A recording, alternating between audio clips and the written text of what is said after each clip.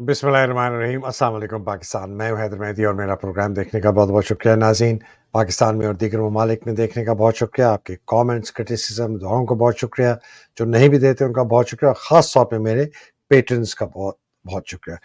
नाज़रीन, आज चंद बातें करनी है। कुछ जो मौजूदा हालात हैं, जल्दी जल्दी उनके ऊपर मैं थोड़ी सी नज़र डालूंगा और कोशिश करूंगा आखिर में एक बहुत अहम पहलू पर मैं आपकी नज़र लेके जाऊं।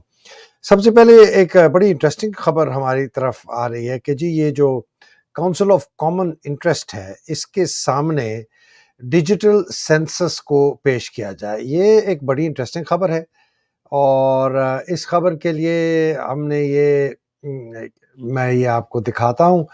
ये जी एक्सप्रेस ट्रिब्यून की आज की खबर है कि पीपल्स पार्टी ने कहा है कि अगर ये डिजिटल सेंसस जो ये है, इसको अगर अप्रूव किया जाए काउंसिल ऑफ कॉमन इंटरेस्ट में, तो हम उसकी मुखालफत करेंगे। अब इसके पीछे ड्रामा क्या है? ड्रामा ये है कि जो काउंसिल ऑफ कॉमन इंटरेस्ट है, वो अगर इसको अप्रूव कर दे कि जी ये डिजिटल सेंसस जो है, जो कि आदाद शुमार है पाकिस्तान की पॉपुलेशन का, उसको अप्रूव कर दे, उसका मतलब ये है कि फिर इलेक्शन कमीशन को नई हल्का बंदियां करनी पड़ेंगी। और ये इलेक्शन कमीशन के लिए, और उसकी वजह से ये लिखा हुआ है कि और ऑटोमेटिकली आपके इलेक्शन डिले हो जाएंगे कम से कम 5-6 महीने। इसके पीछे बहुत बड़ी चाल है। इसके पीछे चाल है, आसिम मुनीर की भी चाल है, और इसके पीछे चाल है शहबाज शरीफ की और पीएमएलएन की। ये चाल समझ गए हैं जरदारी, और मैं जरदारी को कहता जा रहा हूं, आपको बार बार बताता जा रहा हूं कि ये जो आप ये देख रहे हैं, जो प्लान हो रहा है, ये जो मैं चेस की गेम की बात कर रहा हूं, ये चेस की गेम बिल्कुल इन अर्नेस्ट शुरू है। अब आसिम मुनीर का मकसद है कि इलेक्शन ज़्यादा से ज़्यादा देर तक पोस्टपोन हो, वो अपनी ताकत जो है उसको काबू करे। शहबाज शरीफ को है कि जी मैं किसी तरीके से इन प्ले रहूं, इसलिए कि वो प्राइम मिनिस्टर इन वेटिंग है आसिम के साथ का। अब ये नहीं पता आसिम उसको कब धक्का दे दे। इस वक्त तक वो आसिम का फेवरेट है, भाई को उसने फारिग करवा दिया है। जरदारी को पता है कि मेरी भी गेम खत्म हो जाएगी, इसलिए कि उसको बता दिया गया है, जो कि आसिम मुनी ने आज से चंद महीने पहले कहा था एक मीटिंग में, कि मैं इस पीपल्स पार्टी का और मुस्लिम लीग का ऐसा ही हाल करूंगा जो मैं पीटीआई का करूंगा। तो ये एक गेम बड़ी इन अर्नेस्ट हो गई है। दूसरी जो बड़ी इंटरेस्टिंग बात वो है, वो ये है कि ये जो आपकी इलेक्शन एक्ट की जो अमेंडमेंट्स जो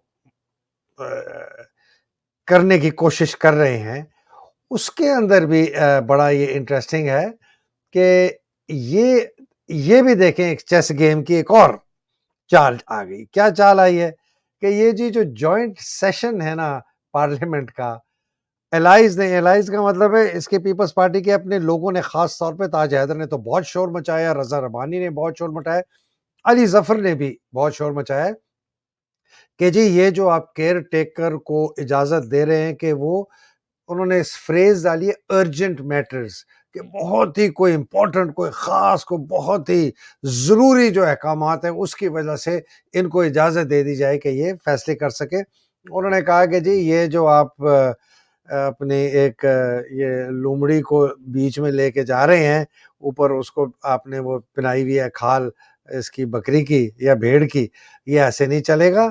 ये हमें पता है आप क्या करना चाह रहे हैं।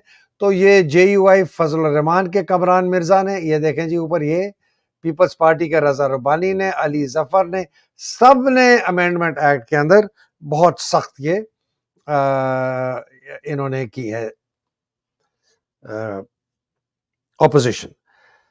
अब ये एक और गेम है, इस ये भी एम्पावरिंग है किसकी, ये भी आसिम मुनीर की गेम है कि मेरी जो ये केयर टेकर गवर्नमेंट है, ये इसको ऐसे एक लीगल इसको दे दिया जाए कवर, अम्ब्रेला, छतरी, कि उसके तहत ये फिर बहुत ज्यादा मेजर पॉलिसी डिसीजन लेने शुरू करें, अपॉइंटमेंट्स और ट्रांसफर्स भी करें, वो भी बड़ा जरूरी है। और वो आजम तारड़ ने कहा कि जी अपॉइंटमेंट और ट्रांसफर्स भी इसमें आएंगे। तो ये बड़ा इंटरेस्टिंग ये फिनोमेना हो रहा है।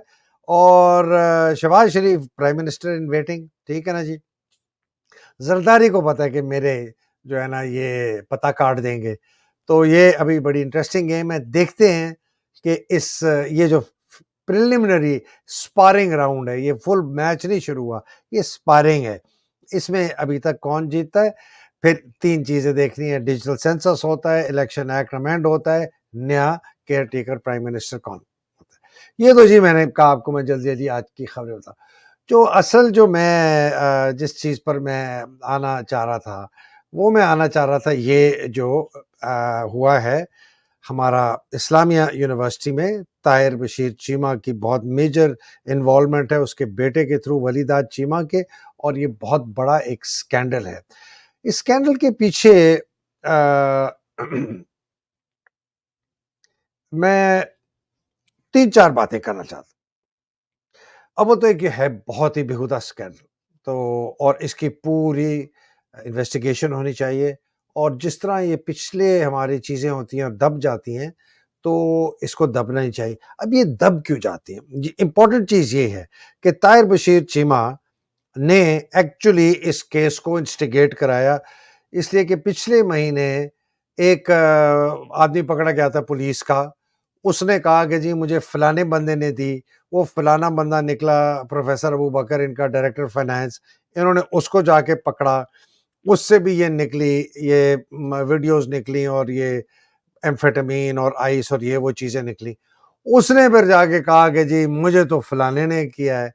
تو جب یہ پہلے تو اریسٹ ہوئے تو طاہر بشیر چیمہ کو کہا کہ بھائی اس کے اندر تمہارے بیٹے کی بڑی ویڈیوز ہیں، بہت انوالومنٹ ہے، تو یہ تو بڑا، اگر یہ باہر آ گیا تو بڑا خطرہ ہوگا. اس نے کہا، وہ سمجھ رہا تھا کہ میں بہت طاقتور ہوں، بہاولپور کا ایم این اے اسی علاقے کا. اس نے کہا کہ اچھا یار تم اس طرح کرو، اس کو اریسٹ کرو، یہ جو اعجاز شاہ ہے ان کا سیکیورٹی آفیسر، اس سے ساری چیزیں ضبط کر کے میرے بیٹے کے جتنے شواہد ہیں وہ نکال دو، ان کو اریسٹ کر کے ان کی ایسی کی تیسی کر دو. لیکن اللہ الحق ہے، کوئی چاہتا کچھ ہے ہوتا کچھ اور ہے. ہوا یہ کہ طاہر بشیر چیمہ کے بیٹے کا نام بھی کھل گیا، فوجی افسروں کے نام بھی کھل گئے، حکومت کے بڑے بڑے افسروں کے نام کھل گئے، پولیس کے افسروں کے نام کھل گئے، بیوروکریسی کے بڑے سینئر افسروں کے نام، ان کی اولاد، ان کی بیٹیاں، ان کے بیٹے، یہ سب کے نام کھل گئے. تو یہ چیزیں دبتی اس لیے ہیں کہ جو طاقتور حلقے ہوتے ہیں ان کے وہ خود اور ان کی جو اولادیں ہیں وہ اس میں ملوث ہوتی ہیں. میں نے خود ایک ریڈ مارا تھا جب میں مارشل لاء میں تھا، 1979 کی بات ہے، 79 کی، کراچی میں ایک جو رات والا مقام والے گھر ہوتے ہیں اس پہ. آپ بلیو نہیں کریں گے کہ صبح جب اس عورت کو ہم نے پکڑ کے سیولین کورٹ میں پیش کیا تو ہمارے پاس ہمارے سی او کے پاس جرنیلوں کے فون، سیکرٹریوں کے فون، وزراء کے فون، اور یہ اسلامی ریاست ضیاء الحق کی تھی ہے جی، اور کہ جی اس کو چھوڑ دو، یہ جو اس کا نام تھا پتہ نہیں میڈم، پتہ نہیں کیا، میں بھول بھی گیا، اس کو چھوڑ دو. ہمارا سی او بڑا زبردست، بہت ہی دلیر آدمی تھا. اس نے کہا کہ اس کو جو ہے نا مارشل لاء آرڈیننس کے انڈر اریسٹ کر لو ورنہ اس کو بیل ہو جائے گی، اور ہو گئی اس کو بیل. انہوں نے کورٹ نے بیل بھی دے، خیر ہم نے اس کو اریسٹ. تو یہ میں آپ کو بتاتا ہوں. تو یہ اب یہ جو 2 لوگ ان کی شکلیں آپ دیکھ رہے ہیں، طاہر بشیر چیمہ. اب آپ سوچیں کہ طاہر بشیر چیمہ ایک چوٹی کا لیڈر ہے پی ایم ایل کیو کا، اور اسی جیسے بہت اور لیڈرز ہیں جو کہ پاکستان کی سیاست میں چوٹی پر پہنچے ہوئے ہیں، اور ان کی وجہ سے اور پاکستان کے اوپر جو فوج نے حکومت کی 30-35 اور ان جیسے لوگوں کو آگے لے کے آئی. آپ کو پتہ ہے طاہر بشیر چیمہ ایکچولی ٹیررسٹ ہے، یہ الذوالفقار کا ٹیررسٹ تھا. اس نے پتہ نہیں کتنے قتل کیے ہوئے ہیں، کتنے بام بلاسٹ میں یہ انوالوڈ ہے. یہ جو وہ ٹیپو نے وہ جو پتہ نہیں کون سا جو جہاز جو کیا تھا، ہائی جیک کیا تھا، اور جن لوگوں کو نکالنے کے لیے کیا تھا، اس میں سے ایک یہ بھی تھا. یہ پیپلز پارٹی میں ہوتا تھا پہلے. تو اس کا تو بہت ہی مشکوک پارٹ. اب یہ آدمی آپ کا ایم این اے بن گیا، جس طرح اسرار کسانہ صاحب کہہ رہے تھے. تو پاکستان کا جو صرف جو تباہی ہماری سیاسی طور پر نہیں ہوئی، ہماری اجتماعی تباہی ہے، اور ان لوگوں کی وجہ سے، اس لیے کہ ان لوگوں کو سزا نہیں ملی. اگر اس آدمی کو اس وقت سزا مل جاتی جب اس نے ٹیررزم کیا تھا، لٹکا دیا جاتا، ڈیتھ اس کو سینٹینس ہو جاتا، ایوب خان کو ہم نے لٹکا دیا ہوتا، یا کو لٹکا دیتے، تو آج ہمیں یہ دیکھنے کو نہ ہوتا، اس لیے کہ ہم نے جو ہمارے بڑے بڑے مجرم ہیں ان کو ہم نے نئی سزا دی، تو یہ ہو رہا ہے۔ دوسرا آپ کو یہ دیکھ لیں جی، یہ آدمی جو ہے یہ بڑا انٹرسٹنگ بندہ ہے، اس کو دیکھیں کیا آل فال بکتا ہے، یہ آپ نے سننی ہوگی اس کی اسمبلی میں۔ اول تو مجھے لگتا ہے یہ پاگل آدمی ہے، دوسرا میں حیران ہوں کہ اس جیسا آدمی اتنا چوٹی کا leader P M L N میں پہنچ گیا۔ جو مسلم لیگ نون کے سپورٹرز ہیں، میں چلو آپ کی سیاسی کی سپورٹ کی میں بات کو علیحدہ کرتا ہوں، آپ اس جیسے گھٹیا غلیظ ایک گٹر میں رہنے والے چوہے نما آدمی کو، آپ جس کی اخلاقیات یہ ہیں، جس طرح اس طرح کی بات کرتے ہیں، آپ ان لوگوں کو کیسے ایکسیپٹ کرتے ہیں؟ یہ آپ جو یہ دیکھ رہے ہیں نا، طاہر بشیر چیمہ، یہ اس کا بیٹا، یہ آپ اس کو دیکھیں، خواجہ آصف کو، اور آپ نے بے تحاشا آپ نواز شریف کو خود دیکھیں، آپ شہباز شریف کو دیکھیں، آپ زرداری کو دیکھیں، آپ فضل الرحمان کی حرکتیں دیکھیں، اس کے بیٹے کی دیکھیں، آپ شری رحمان کی دیکھیں، آپ مریم کی دیکھیں، اب ان لوگوں کی اخلاقیات دیکھیں، تو آپ کو پتہ چلے گا کہ پاکستان اتنا تباہ کیوں ہوا، اور پھر ہمیں سوچنا ہے کہ ان کو لایا کون، تو لانے والا جو ہے وہ پھر اس کی ہم تھوڑی دیر میں بات کرتے۔ تو آگے چلتا ہوں جی۔ آگے تیسری بات یہ ہے کہ جی یہ جو ہمارے پاس عمران خان کا کیس ہو رہا ہے، یہ بڑی انٹرسٹنگ ایک فیز ہے۔ عامر فاروق جو یہ اوپر آپ کو نظر آ رہا ہے، یہ بندہ پوری اس کی کوشش ہے کسی طریقے سے عمران کو پھنسا دے، لیکن قانونی طور پہ پھنسائے، اور وہ پھنس نہیں رہے۔ خواجہ حارث کبھی اس کے پیچھے پڑ جاتا ہے، کبھی کوئی پٹیشن اس کے پیچھے پڑ جاتی ہے، کمزور جج ہے، 7 سال رہے گا چیف جسٹس اگر یہ ہائی کورٹ میں نہ گیا، تو یہ اس نے اپنی آگے بھی دیکھنا ہے کہ کہیں یہ دنیا جب پلٹے گی تو میں کہیں لٹکا نہ جاؤں، تو وہ بھی خیال کر رہا ہے، فوج کا بھی بہت پریشر ہے، ان کا ٹاؤٹ ہے، تو یہ پھنسانے کی کوشش کر رہے ہیں۔ 5 فیصلے اس نے محفوظ رکھے ہوئے عمران خان کے، سائبر کا بھی رکھ لیا، ابھی توشہ خانہ والا جو وہ بھی۔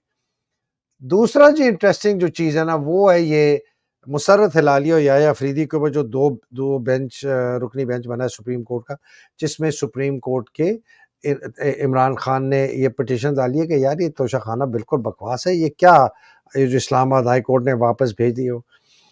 یحییٰ افریدی صاحب کی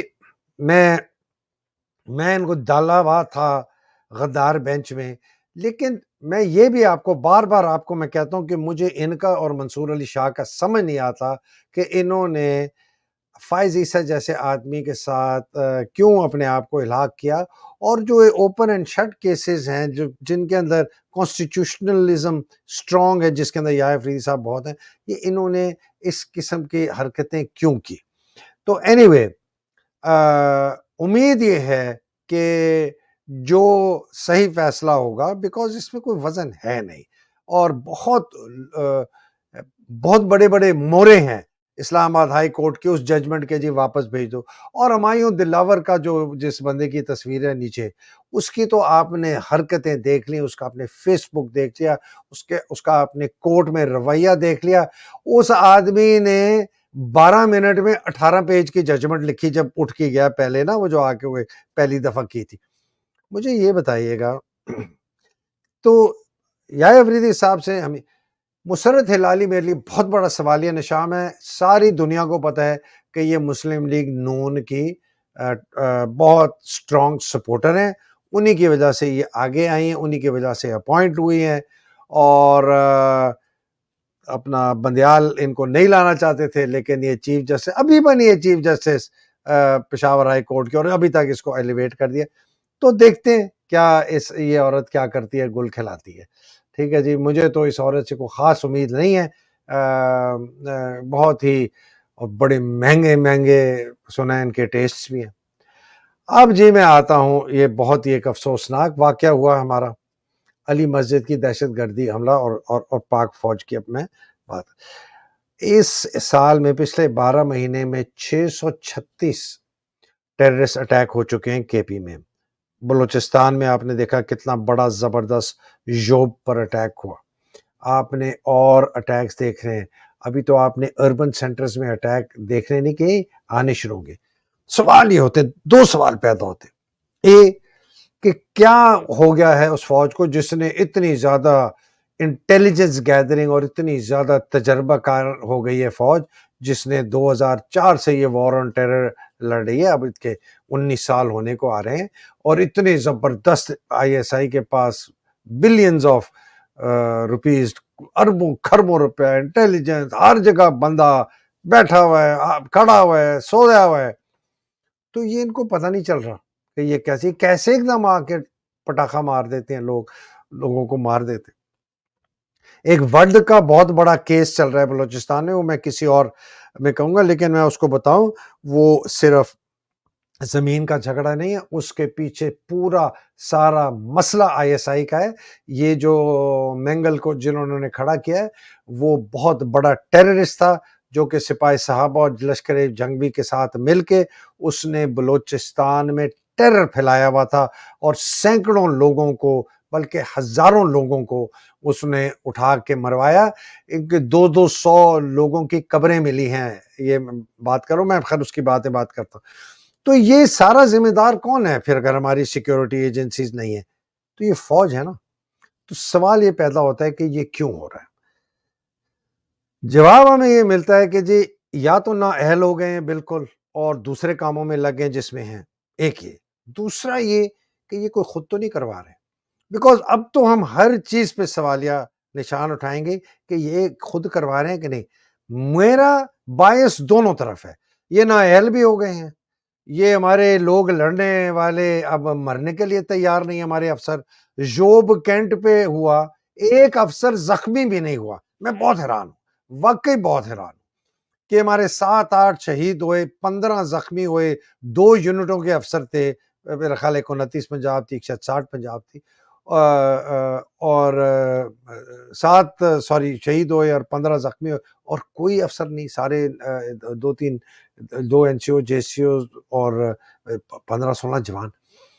سو obviously ایک یہ جو آپ نے فوج کے کو جو ہے نا, اس کو کہتے ہیں نا کہ دانت ان کے ہو گئے ہیں بالکل نرم اور دم ان کی ہوگی اتنی موٹی. تو نو شارپ ٹیتھ فیٹ ٹیل. تو اور ڈرتے بھی ہیں اب لڑنے سے, کیوں کہ آئے ہیں اب فوج میں آتے ہیں پیسہ کمانے کے لیے, سمگلنگ کرنے کے لیے, اس کی میں آگے بات کروں گا. اور لڑنے ہماری طرح تو نہیں آتے تھے, ہمیں تو پتہ ہے, ہمیں تو اگر کسی کے پاس جاتے تھے اپنی اس کی بیٹی کا ہاتھ مانگنے کے لیے کہ جی ہماری بیٹے سے شادی کر دو, کہتے فوجی کہتے پھوٹا کھاؤ. ابھی تو فوج کے پیچھے پیسہ ہی نہیں ہوتا تھا. تو اگر آپ نے لیفٹیننٹ کپتان, میجر, کرنیل, بریگیڈیئر جرنیل کے منہ میں خون لگا ہوا ہے پلاٹوں کا, پریویلیجز کا, تو وہ کیوں اپنی جان دے گا, وہ جان بچائے گا. دوسرا یہ مجھے لگتا ہے اس کے اندر, بیکاز میرے پاس بہت شواہد ہیں, بلوچستان کے تو انتہا سے زیادہ شواہد ہیں جہاں پر آئی ایس آئی کے افسروں نے خود جو ہے یہ بام بلاسٹ کروائے ہیں. سب لوگوں کو پتا ہے. آپ کمال شاہ آئی جی کراچی ہوتے تھے, ان سے بھی پوچھ لیں. آپ بلوچستان میں پرانے آئی جیز جو ہیں, یہ سی سی پی او ڈوگر جو تھا, ان سے پوچھ لیں. یہ لوگ اینی شاہد ہیں آئی ایس آئی کے اپنے انوالومنٹ میں ان ٹیرر اٹیکس کے. یہ ہمیں پتہ ہے, ساری دنیا کو پتہ ہے جو ان لوگوں کے اوپر نظر رکھتے ہیں. میرے پاس بھی بہت ساری خبریں, میں زیادہ دینا نہیں چاہتا, بیکاز پھر یہ تو ایسا ہے کہ جی یہ تو پھر ہندوستان کی فوج ہوگی, یہ تو کلبھشن جاوید ہو گیا, یادو ہو گئے, یہ ہماری فوج. واقعی ہیں, اور یہ خود بھی کرواتے ہیں یہ دہشت پھیلا. یہ 9 مئی کا اٹیک جو ہے یہ اسی قسم کا فالس فلیگ ہے نا, وہ بھی انہوں نے کروایا کہ جی یہ ذمہ داری ہم کسی اور پر ڈالیں. تو یہ میرے لیے ایک بہت زیادہ ایک خطرناک سچویشن ہے, جو کہ میں سمجھتا ہوں کہ اگر ہم نے اس کے اوپر قابو نہ پایا تو بہت ہمارا حالات خراب ہو جائیں گے. اچھا جا, میں نے فیصلہ کیا تھا کہ اس پروگرام میں میں ایک بہت ڈیٹیل آپ کو ایک پرسپیکٹیو دوں گا کہ ہندوستانی فوج اور پاکستانی فوج شروع ہوئی ایک ہی بیس سے, لیکن اتنی زیادہ ان میں تفریق کیوں ہوئی دو. لیکن وہ لمبا ہو جائے گا. آج کا ویلاگ میں ادھر ختم کرتا ہوں. میں آپ کو صرف 2 باتیں ختم کر کے دو باتیں کر کے ختم کرتا ہوں. ایک، یہ جنگ جو ہے یہ ایک بدماشیہ ایلیٹ کیپچر، جس کے اندر فوج، کرپٹ سیاستدان اور کرپٹ بزنس مین، یہ ایک طرف ہے، پلیز یاد رکھیں. دوسری طرف ہے پاکستان کی غریب عوام، جو کہ اس کے حق جو ہیں سارے چھین لیے گئے ہیں اس ایلیٹ نے. یہ جو ایلیٹ ہے اس نے، یہ دوسری بات کر رہا ہوں، یہ جو ایلیٹ ہے اس نے اپنا ہولڈ جو ہے پاکستان کے اوپر، جو قبضہ ہے پاکستان کے اوپر، نہیں چھوڑنا.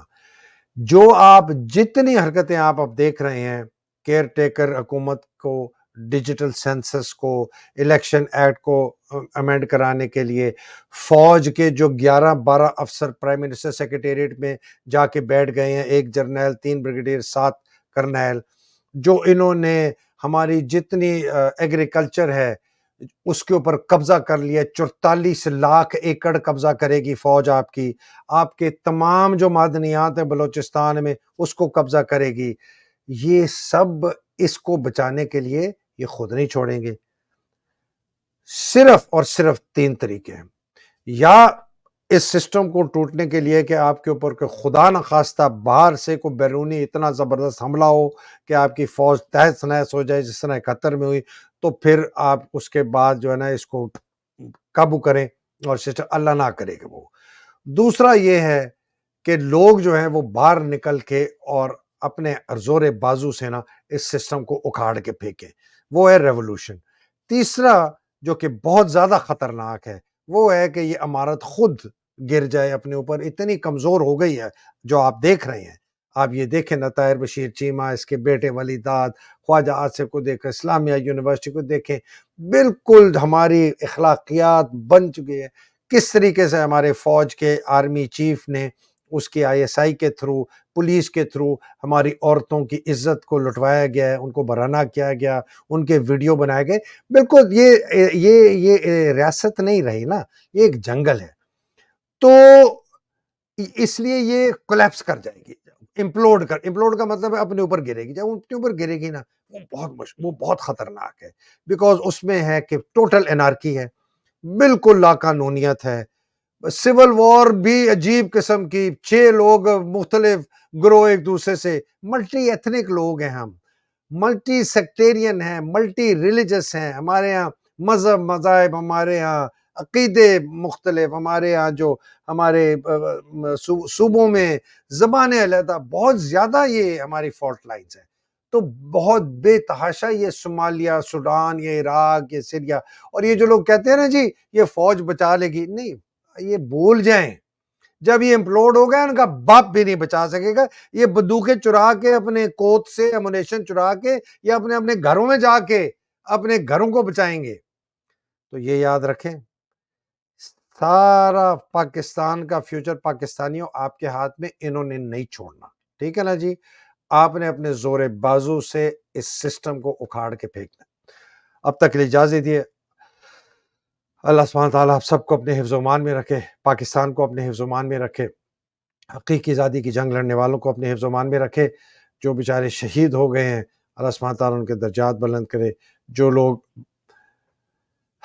قید میں ہیں، ٹارچر ہو رہے ہیں، مصیبتوں میں، اللہ سبحانہ تعالیٰ ان کی مصیبتیں آسان کرے. خاص طور پہ ہماری خواتین، 70 دن سے انہوں نے رکھا ہوا ان ظالموں کو. یہ کس قسم کا یہ شاہ ہے عاصم منیر، یہ کس قسم کے لوگ ہیں پولیس میں، یہ کیسے درندے ہیں کہ ان کے دل میں ذرا سا بھی رحم نہیں. اور وہ پتہ نہیں عمران ریاض خان کا کیا ہے، مجھے تو پتہ نہیں. اگلی نشست تک اجازت دیجیے. پاکستان زندہ باد، پاکستان پائندہ باد. الہی آمین. السلام علیکم، خدا حافظ.